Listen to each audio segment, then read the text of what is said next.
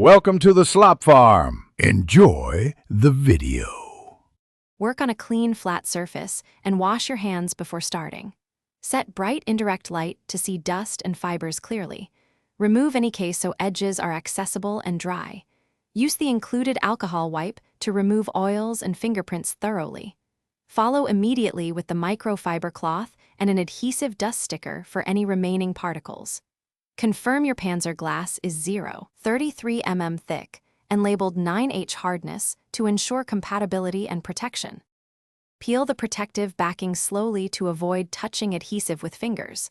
Hold the Panzerglass above the screen and align using camera and speaker cutouts first. Confirm alignment with the home button or edge markers as reference points. Create a hinge using tape on one long side to lock the position in place. Lift the free side and remove the remaining backing while keeping alignment intact. Lower the glass carefully and let it settle from the center outward to push air toward the edges.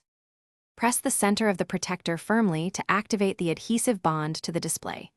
Use the included squeegee or microfiber cloth and swipe outward to push remaining bubbles toward the edges. If small bubbles remain, lift the closest edge gently and reapply while using the dust sticker to remove trapped particles.